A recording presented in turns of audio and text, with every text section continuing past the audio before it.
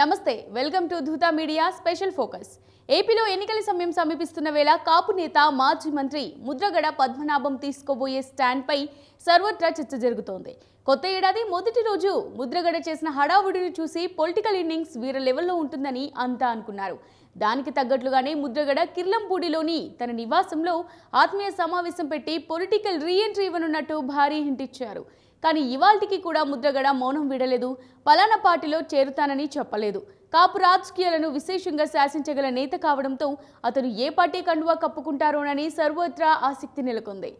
2024 జనవరి 1న ముద్రగడ ఏర్పాటు చేసిన సమావేశం ఏపీ రాజకీయాల్లో హీట్ పుట్టించింది. ఆ సమావేశం ఇచ్చిన సంకేతం ప్రకారం చాలా తొందరలోనే ముద్రగడ వైసీపీలో చేరుతారనే ప్రచారం జరిగింది. దీనికి తగ్గట్లుగానే వైసీపీకి చెందిన కీలక నేతలు కిర్లంపూడి వెళ్లి ముద్రగడతో సుదీర్ఘ చర్చలు కూడా జరిపారు.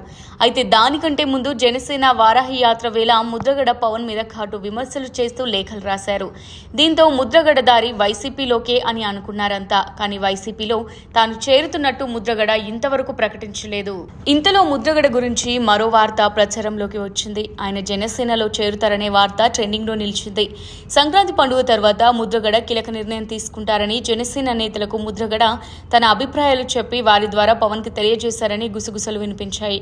ఫోన్లో ముద్రగడ పవన్ మాట్లాడుకున్నారని, ముద్రగడ జనసేనలో చేరడం ఖాయమని చెప్పుకొచ్చారు.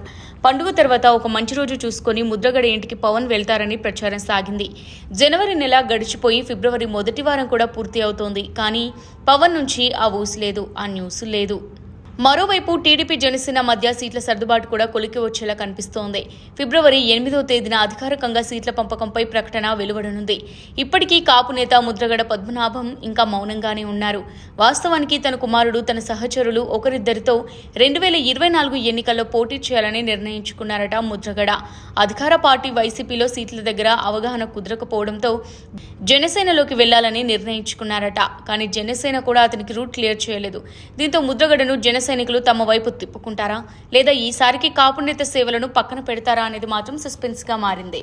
ఇది వాళ్ళ స్పెషల్ ఫోకస్. మరో స్పెషల్ ఫోకస్ తో మళ్ళీ కలుద్దాం. Keep watching Dhoota media.